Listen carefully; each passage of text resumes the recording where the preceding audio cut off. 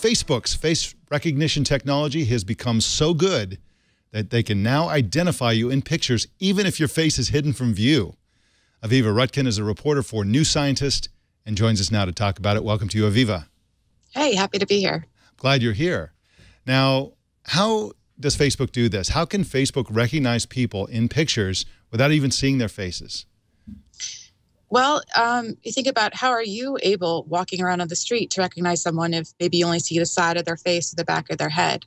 It could be because they have a distinctive hairdo, because they tend to wear the same shirt all the time. Maybe they have a kind of unusual body shape.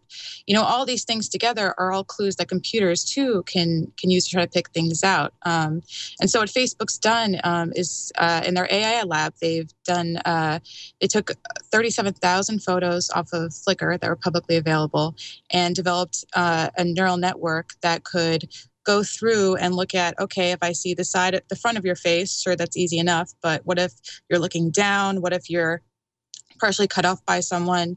And basically trained it with 83% accuracy to identify people correctly. Hey, Aviva, any clues in terms of how Facebook may monetize this or leverage it? I mean, it sounds like a gee whiz feature, but what might be the business model going forward?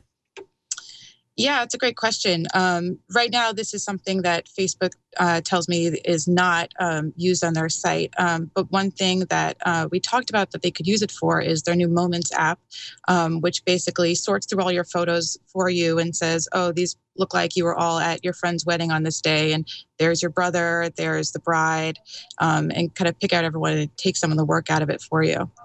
I'm curious that they used, what did you say, Flickr?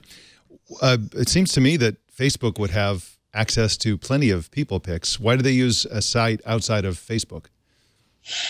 You know, I think Facebook, ever since last year, especially when people heard about their emotional contagion study and got upset, you know, they're really a lot more sensitive now to what they should and should not be doing with the data on their network. And so, you know, if you go on Flickr, you can find specifically photos that people have said, these are publicly available, anyone can use them.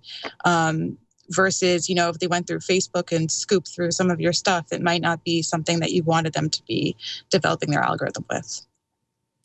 Hey, are there any clues so far in terms of how this technology may compare to what the United States is up to and what the FBI is up to and other organizations within the U.S.? I think it's probably not as good as some of the, you know, the FBI database or the other kinds of face algorithms that you already see out there. Facebook's algorithm, for example, that recognizes frontal faces, deep face, last year hit the 97% accuracy mark, which makes it about as good as you or me. This one still has a little bit of a way to go, but that may only be a matter of time and tinkering. Now, I was intrigued by your article in several points, but one of those was that you actually suggested a way that this kind of technology could be used to protect your privacy. Can you talk about that? Yeah, well, when I was speaking with the head of the AI lab there, Jan Lassoon, that was something that he came up with as a possible way that people could use it, I guess, for good, to be able to be alerted by an algorithm every time a picture of you goes up, even if it's kind of obscured or weird. Obviously, there's a lot of concern now about what the privacy implications are of algorithms like these. And so you could really, I guess, you know, it could really go either way. There's a lot more worries now, I think, than people crusading to use it. But it's an interesting idea.